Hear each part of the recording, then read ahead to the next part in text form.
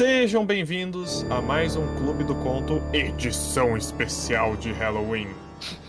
Essa semana estou eu e meus amigos Tots. Olá. Ué, qual a graça? Meu amigo vampiresco, Tots, desculpa, esqueci meu o amigo título. gótico. Vampiro E meu outro europeu, amigo- né, cara? E meu outro amigo gótico, João. Muito gótico, Muito gótico. muito gótico. Falo de vocês das trevas, pessoal. Ouvindo Evanescence das trevas. Socorro. Isso me lembra um vídeo do YouTube de duas meninas que postaram no ano novo. E uma delas se auto-intitula A Princesa. Como é que é? Princesa ou Rainha do Banho de Ácido. Alguma das trevas. Nossa, é muito engraçado, cara. É muito engraçado. Ai, ai. Inclusive o link estará nesse canal, Nessa nesse postagem. episódio, que é muito bom. Não muito relacionado, hoje estaremos lendo Álvares de Azevedo. Tem de tudo aqui, tem de tudo. Tem de tudo. Miscelânea é o tema do canal. Estaremos lendo um conto de Álvares de Azevedo, que foi um escritor brasileiro com uma curtíssima jornada nessa terra. Ele nasceu em 1831 e faleceu em 1852. Então ele teve aí seus 20 anos de carreira. Nesse Sortudo. tempo, ele foi um contista, dramaturgo, poeta, ensaísta, e ele é mais famoso por ser um dos primeiros autores brasileiros a descrever um pouco sobre a literatura gótica, né? Principalmente no livro de interesse desse Clube do Conto, que é o Noite na Taverna.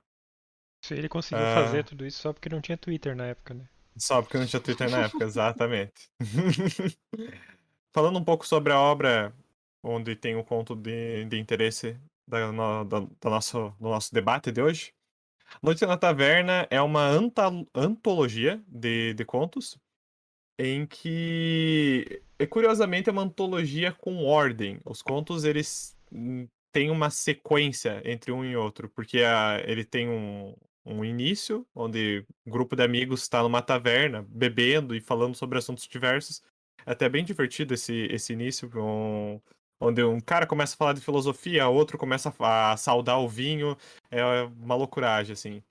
E aí eles resolvem começar a contar histórias um pros outros, e são histórias góticas ao terror. E a escolhida para o Clube do Conto de hoje é a segunda, a primeira história, na verdade, né? Mas ela é intitulada como capítulo 2, que é Solfieri, o nome da pessoa que conta essa história. Cada um desses contos é o nome da pessoa que está contando. E para fins como que eu posso dizer, melhor entendimento, esse é o conto que precisaria de menos contexto com o que está ocorrendo na taverna, para a gente trazer para o debate. Então é isso? Vamos ao conto? Bora. Sim, senhores. Bora. A nota é que o conto começa com uma frase em inglês do Cain Byron, e aqui a gente vai estar lendo ela, a gente, não eu, né? Vou estar lendo ela traduzida para melhores fins de entendimento dos ouvintes. Então vamos lá. Solfieri. Apenas um beijo em sua argila pálida, e aqueles lábios uma vez tão quentes. Oh, meu coração, oh, meu coração. Caim Byron. Sabei-los, Roma é a cidade do fanatismo e da perdição. Na alcova do sacerdote dorme a gosto a Amásia. No leito da vendida se pendura o crucifixo lívido. É um requintar de gozo blasfemo que mescla o sacrilégio à convulsão do amor, o beijo lascivo à embriaguez da crença. Era em Roma. Uma noite a lua ia bela como vai ela no verão por aquele céu morno. O fresco das águas se exalava como um suspiro do leito do Tibre. A noite ia bela. Eu passeava a sós pela ponte de... As luzes se apagaram uma por uma nos palácios. As ruas se faziam ermas, e a lua de sonolenta se escondia no leito de nuvens. Uma sombra de mulher apareceu numa janela solitária e escura. Era uma forma branca. A face daquela mulher era como de uma estátua pálida à lua. Pelas faces dela, como gotas de uma taça caída, rolavam fios de lágrimas. Eu me encostei à aresta de um palácio. A visão desapareceu no escuro da janela e daí um canto se derramava. Não era só uma voz melodiosa. Havia naquele cantar um como choro de frenesi. como gemer de insânia. Aquela voz era sombria como a do vento à noite nos cemitérios, cantando a nênia das flores murchas da morte. Depois o canto calou-se. A mulher apareceu na porta. Parecia espreitar se havia alguém nas ruas. Não viu a ninguém. Saiu. Eu seguia. A noite ia cada vez mais alta. A lua sumira-se no céu, e a chuva caía às gotas pesadas. Apenas eu sentia nas faces caírem-me grossas lágrimas de água, como sobre um túmulo prantos de órfão. Andamos longo tempo pelo labirinto das ruas. Enfim, ela parou. Estávamos num campo. Aqui e ali, além eram cruzes que se erguiam de entre o ervaçal. Ela ajoelhou-se. Parecia soluçar. Em torno dela passavam as aves da noite. Não sei se adormeci. Sei apenas que quando amanheceu, achei-me a sós no cemitério. Contudo, a criatura pálida não fora uma ilusão. As urzes, as cicutas do Campo Santo estavam quebradas junto a uma cruz. O frio da noite, aquele sono dormido à chuva, causaram-me uma febre. No meu delírio passava e repassava aquela brancura de mulher, gemiam aqueles soluços, e todo aquele devaneio se perdia num canto suavíssimo. Um ano depois voltei a Roma. Nos beijos das mulheres nada me saciava. No sono da saciedade me vinha aquela visão. Uma noite, e após uma orgia, eu deixara dormida no leito dela a Condessa Bárbara. Dei um último olhar àquela forma nua e adormecida com a febre nas faces e a lasciva nos lábios úmidos, gemendo ainda nos sonhos como na agonia voluptuosa do amor. Saí. Não sei se a noite era límpida ou negra, sei apenas que a cabeça me escaldava de embriaguez. As taças tinham ficado vazias na mesa. Nos lábios daquela criatura eu bebera até a última gota o vinho do deleite. Quando dei acordo de mim, estava num lugar escuro. As estrelas passavam seus raios brancos entre as vidraças de um templo. As luzes de 4 círios batiam num caixão entreaberto. Abriu. Era o de uma moça. Aquele branco da mortalha, as grinaldas da morte na fronte dela, naquela tez lívida e embaçada, o vidrento dos olhos mal apertados, era uma defunta. E aqueles traços todos me lembraram uma ideia perdida. Era o anjo do cemitério? Cerrei as portas da igreja, que, ignoro porquê, eu achara abertas. Tomei o cadáver nos meus braços para fora do caixão. Pesava como chumbo.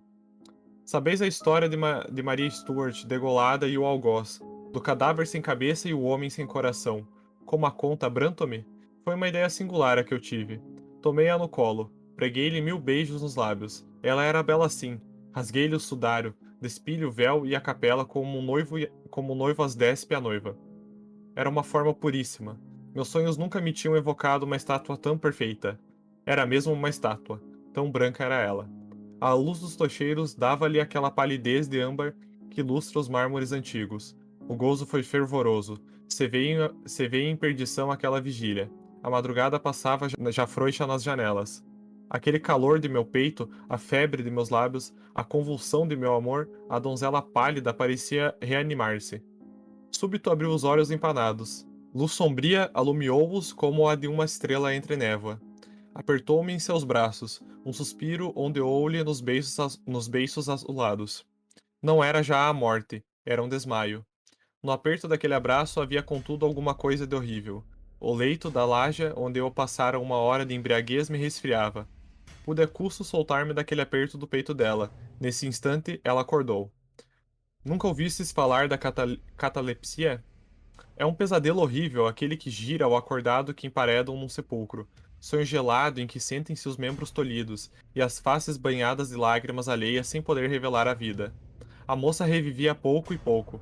Ao acordar, desmaiara. Embucei-me na capa e tomei-a nos braços, coberta com meu sudário, como uma criança. Ao aproximar-me da porta, topei num corpo. Abaixei-me, olhei. Era algum coveiro do cemitério da igreja que aí dormira de ébrio, esquecido de fechar a porta. Saí. Ao passar a praça, encontrei uma patrulha. Que levas aí? A noite era muito alta. Talvez me crescem um ladrão. É minha mulher que vai desmaiada. Uma mulher? Mas e essa roupa branca e longa? Serás acaso o roubador de cadáveres? Um guarda aproximou-se. Tocou-lhe a fronte. Era fria. É uma defunta. Cheguei meus lábios aos dela. Senti um bafejo morno. Era vida ainda. Vede, disse eu. O guarda chegou-lhe aos lábios, os beiços ásperos roçaram pelos da moça. Se eu sentisse o estalar de um beijo, o punhal já estava nu em minhas mãos frias. Boa noite, moço. Pode seguir, disse ele. Caminhei. Estava cansado. Custava carregar o meu fardo, e eu sentia que a moça ia despertar. Temoroso de que a ouvissem na gritar e acudissem, me corri com mais esforço. Quando eu passei a porta, ela acordou. O primeiro som que lhe saiu da boca foi um grito de medo. Mal eu fechar a porta, bateram nela. Era um bando de libertinos meus companheiros que voltavam da orgia. Reclamaram que abrisse. Fechei a moça no meu quarto, e abri. Meia hora depois, eu os deixava na sala bebendo ainda. A turvação da embriaguez fez que não notassem minha ausência. Quando entrei no quarto da moça, vi-a erguida. Ria de um rir convulso, como a insânia, e frio como a folha de uma espada. Trespassava de dor o ouvi-la. 2 dias e 2 noites levou ela de febre assim. Não houve sanar-lhe aquele delírio, nem o rir do frenesi. Morreu depois de 2 noites e 2 dias de delírio. À noite saí, fui ter com um estatuário que trabalhava perfeitamente em cera, e paguei-lhe uma estátua dessa virgem. Quando o escultor saiu, levantei os tijolos de mármore do meu quarto, e com as mãos cavei aí um túmulo. Tomei-a então pela última vez nos braços, apertei-a ao meu peito muda e fria, beijei-a e cobri-a adormecida do sono eterno com o lençol de seu leito. Fechei-a no seu túmulo e estendi meu leito sobre ele. 1 ano, noite a noite, dormi sobre as lajes que a cobriam. Um dia o estatuário me trouxe a sua obra. Paguei-lhe e paguei o segredo. Não te lembras, Bertrand, de uma forma branca de mulher que entreviste pelo véu do meu cortinado? Não te lembras que eu te respondi que era uma virgem que dormia? E quem era essa mulher, Sofieri? Quem era? Seu nome? Quem se porta com uma palavra quando sente que o vinho queima assaz os lábios? Quem pergunta o nome da prostituta com quem dormia e que sentiu morrer a seus beijos, quando nem há dele mister por escrever-lo na lousa? Sofieri encheu uma taça, bebeu-a, e erguer-se da mesa quando um dos convivas tomou-o pelo braço. Sofieri, não é um conto isso tudo. Pelo inferno que não! Por meu pai que era conde e bandido, por minha mãe que era a bela messalina das ruas, pela perdição que não! Desde que eu próprio calquei aquela mulher com meus pés na sua cova de terra. Eu vou-lo juro! Guardei-lhe como amuleto a capela de defunta. Eis-la! Abriu a camisa e viram-lhe ao pescoço uma grinalda de flores mirradas. Vede-las, murcha e seca como o crânio dela.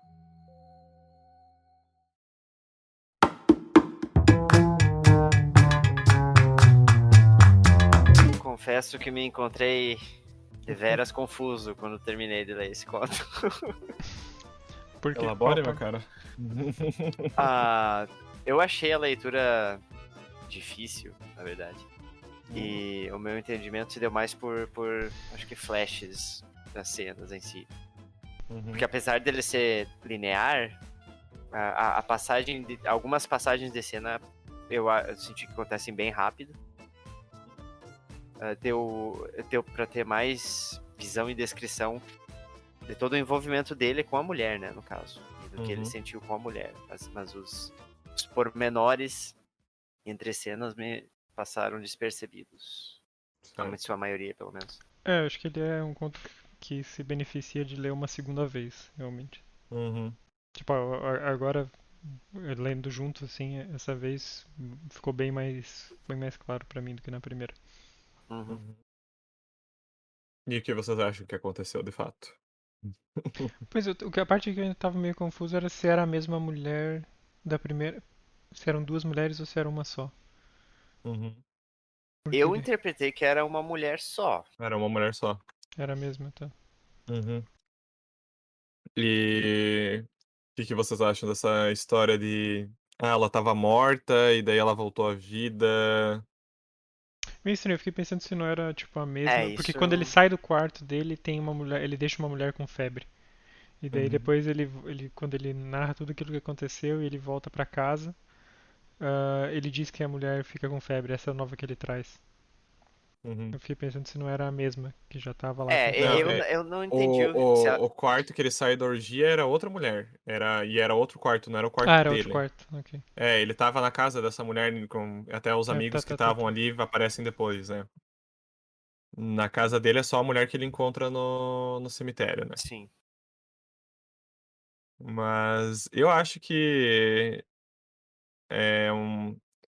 tendo o contexto de que é uma história que ele tá contando numa taverna, abre muito espaço para ser uma fantasia, né? Principalmente por esse fato dele, em teoria, ter achado a mulher morta e daí ela volta à vida. Até os próprios guardas Uhum. que encontraram ele achavam que ela estava morta, né? E disso tudo, esse fato dele usar o artifício que ela voltou à vida, não ser só uma desculpa por ele estar roubando um cadáver, né? Mas ela. Ele achou ela, tipo, ela não tava enterrada, né? Ela tava dentro da igreja. É, Tipo, isso, tava pra ser enterrada. exatamente. E E. daí ele Então achou meio. tomaram ela como morta? Pode ser também. Foi isso, será? Sim, é o esquema da catalepsia, né? Uhum, Pois é. É que assim, eu eu interpretei que não. Algumas coisas você não consegue saber de certeza se é a verdade uhum, do que você interpreta como leitor ou a verdade do narrador, né? uhum, Então tem essa. Não sei se chega nem a ser uma ambiguidade. Acho que de certa forma é uma ambiguidade, mas é mais uma ambiguidade de interpretação dependendo da perspectiva de narração, né? uhum, É, pois é, como ele conta a coisa, várias coisas podem ser mentira. Tipo, ele pode ter pegado o Uhum, corpo exato. ele pode ter pegado o corpo na igreja, ah, uhum, seja lá o que foi que ele fez, tava com uma cara de necrofilia da primeira vez Uhum. que tava lendo. A minha primeira E, interpretação foi essa da necrofilia, é, né? e ele pode ter realmente, tipo, levado pra casa e depois enterrado ela embaixo da cama dele. É, isso é muito E, perturbado também. e na verdade, daí seria a parte inventada, seria isso dele ter encontrado o guarda e o guarda comprovar que a mulher tava Uhum. viva, né? Tava viva, ela poderia estar morta o tempo inteiro, né? Sim. É, Só que é, isso tornaria mais hediondo aquilo que ele tava fazendo, né? Que ele beijou ela e tudo, né? sim, mas por isso mesmo Inventou. para ele É. contar, ele precisa Uhum, dizer que ela tava viva, né? uhum. E é bem, assim, o fato dele ter enterrado ela embaixo da cama dele é bem perturbado. Sim, Sim, sim. total. É, Eu acho mas, que isso leva mais para a interpretação talvez da necrofilia isso. ou também possivelmente de um serial killer, né, cara? Uhum, Que, sei lá, gosta de manter um troféu próximo das vítimas, alguma coisa uhum. assim. Mas tu acha que ele matou ela? Não, mas ele pode ter sentido como se tivesse matado ela porque ele estuprou ela, né, basicamente. Hum. Então, sei lá, sabe? Não, eu acho que é mais. Eu acho que ele realmente encontrou ela, né, dada como morta e levou pra casa dele. Eu acho que vai mais nisso. É que como ele deixa. Tem todo esse contexto dele estar contando essa história pros amigos, ele não é, ele é um narrador não confiável, né? Uhum. Uhum. E assim, ele tenta, de certa forma, provar que ele estava certo, mostrando a grinalda de flores dela, né? No fim, né? Que Sim. pedem pra ele provar. Mas, tipo, não tem como você saber se de fato isso aconteceu ou não, né? E como ele tá contando isso embebedado, pode ser só uma história no fim do dia, né? E porque ele literalmente veio de um cemitério, né? E também ali ele conta que quando ele encontrou ela pela primeira vez, ele tava bêbado, né?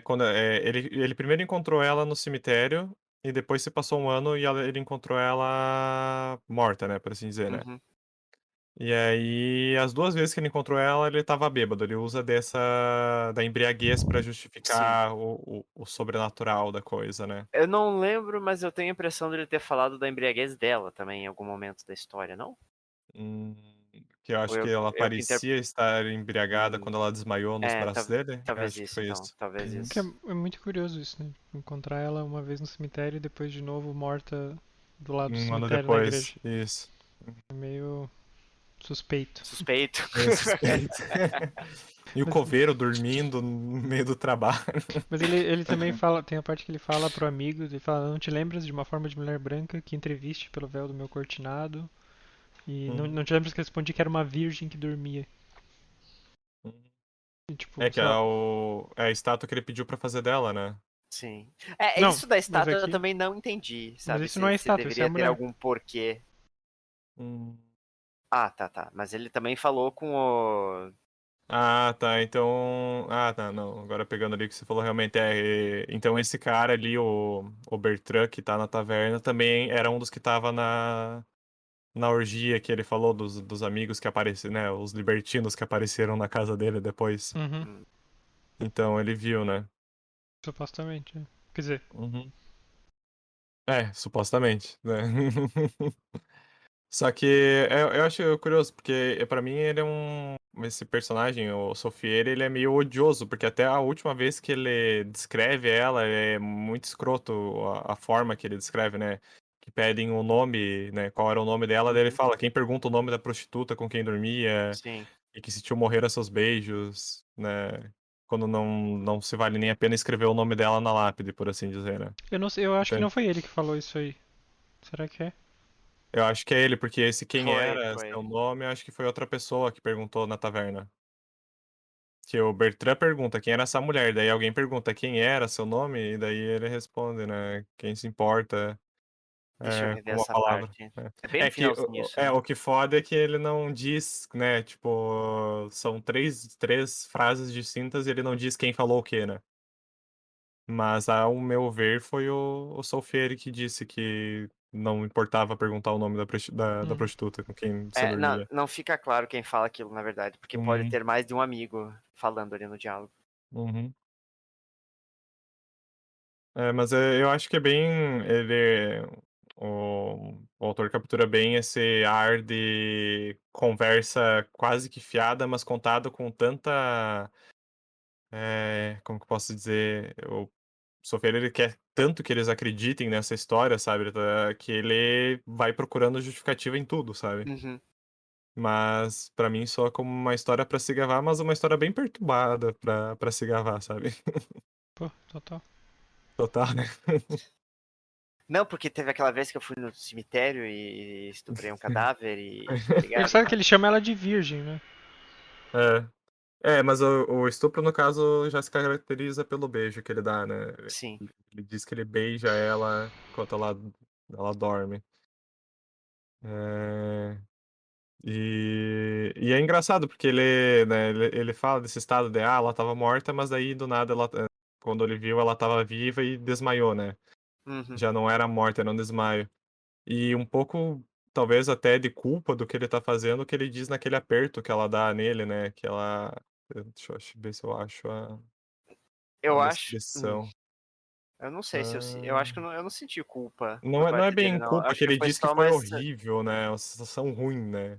Foi só mais a sensação da resistência da parte dela, Isso. né? Imagino. Pois é. Então. Acho que ele descreve que foi um aperto horrível, né? Que foi Uhum. algo aterrorizante, por assim dizer. Coitado. Coitadinho. Não sei se tem mais algum comentário. Sobre o texto, talvez não. O Álvaro de Azevedo, eu lembro muito dele da, Uhum. da época da escola, assim, porque Uhum. teve uma altura que nós tínhamos que fazer leitura de poemas na escola. E foi engraçado, tipo, você tinha que escolher algum poeta. Eu não lembro se tinha épocas pré-definidas, mas eram tipo todos poemas antigos, assim. E quase todo mundo escolheu a canção do exílio. Vocês sabem qual é? Uhum. Não, não. É aquela, Esse nome me é bem é familiar. aquela do Gonçalves Dias, que é Minha Terra Tem Palmeiras, onde canta o Ah, sabiá, tá, sim. sabe? Uhum. E essa é super pequena, porque são tipo 5 estrofes, assim. E aí, tipo, sei lá, a sala tinha 30 pessoas e 20 e poucas escolheram a canção do exílio, né? E aí eu fui querer procurar uma legal, assim, e daí na época adolescente, né, que gostava de coisa gótica, Álvares de Azevedo eu achava incrível, né, esse negócio da geração do mal do século e tal. Uhum. E Ah, sim. aí eu achei uma dele que era tipo meio longo assim, foi difícil de decorar, que se chamava Lembranças de Morrer. Uhum. E, pai, eu lembro tipo, de ter gostado bastante. Ela começa, eu peguei aqui ela pra dar uma olhada. Devidamente gótico. Começa? Uhum. Quando em meu peito rebentar-se a fibra, que o espírito enlaça a dor vivente, não derramem por mim nenhuma lágrima, impálpebra demente. Eu falei, né? Se Caralho. chama Lembrança de Morrer. E é bem bom, assim, bem sombrio, E mas. eu acho que ele escreve bem, assim, até nesse mesmo conto, assim, ele descreve muito bem e deixa essa ambiguidade, né? Aqui um comentário sobre os 5 contos desse livro. Na primeira parte, que é as pessoas, os amigos conversando na taverna, ele já dá a antever os temas de cada uma dessas histórias, né? Daí aqui ele separa como canibalismo, assassinatos, violência sexual e alcoolismo, entre outros. Nossa. Entre outros. É. Mas é bem mórbido, né? A maneira que ele trata. E chega a ser uma pena que ele produziu tão pouco pelo tempo que viveu, né? Quer dizer, ou produziu Ele- bastante, né? Pelo tempo que ele viveu. pelo tempo que viveu, fica aí, né? Infelizmente, como teve só 20 anos, mas o legado dele ficou aí marcado na literatura nacional, né? Mas é interessante essa época. Quer dizer, não sei se ele era mais. Se é um pouco da idade também, mas nessa época eram temas muito recorrentes, né? Se escrevia. Por isso esse Ele esquema da foi um geração do dos mal do século, né? primeiros. Ele foi um dos primeiros, na No verdade, Brasil, né? né? No Brasil. Do Brasil, Mas. do Brasil, porque ainda tava muito no. Como que é? Não sei se é É o romantismo o nome. romantismo, eu acho que era antes, né? Ainda tava muito nessa onda. E ele se destacou por ser um dos primeiros no Brasil a trazer um olhar mais deprimente, moribundo. Ele que Ah, era um povo brasileiro. é. Tinha potencial, né, cara? Tinha. Tinha um grande potencial. Eu comentei por fora do podcast, mas se algum ouvinte tem a curiosidade, ele faleceu por complicações advindas da queda de um cavalo. Ele estava andando de cavalo, ele caiu, bateu a cabeça e aí desenvolveu um tumor. Ah, daí a medicina no século XIX já não era lá grandes coisas, então ele acabou Estuda falecendo você então, pouco tá? tempo depois. Pois é. Ai, ai. Até isso aí. Inclusive, curiosamente, ele tá enterrado num mausoléu perto dos túmulos de Floriano Peixoto. Nossa, que lugarzinho ruim. Que lugarzinho, hein? Onde é que eu tô enterrado, Floriano Peixoto?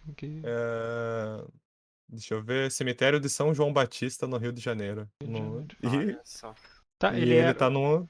o Álvaro de Azevedo era carioca? Isso. Ele nasceu no Rio de Janeiro. Isso aí. Ok. Não, não, perdão. Ele nasceu em São Paulo, mas ele morou no Rio de Janeiro. Hum. Isso aí. Mas então é isso, meus caros. Temos um debate aqui. Temos um Sim. debate.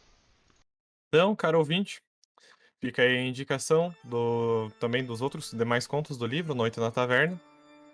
Uma Para pergunta, inclusive. Todos os outros contos estão mais ou menos nessa temática? Ou não? mais ou menos segue a ideia gótica. Antologia, né? Afinal, Uhum, né? isso aí mesmo. Ele é bem fiel à temática que ele se propõe. Se você tem algo a acrescentar, alguma sugestão de conto Ou de dentro da autor. temática ou de autor, você pode entrar em contato conosco pelo e-mail sindicatosescritores@gmail.com ou pelas redes sociais Twitter e Instagram no @sindicatosescritores. Também pode acessar o nosso canal no YouTube e conferir nossos demais conteúdos em Sindicatos Escritores. E conferir tudo o que escrevemos e postamos no sindicatosescritores.wordpress.com. Semana que vem temos mais um conto de terror. Dessa vez estamos seguindo um mês de Clube do Conto com um conto de João. É isso então? Semana que vem, né? Semana que vem. Até mais, pessoal. Até. Tchau, tchau. E boa leitura.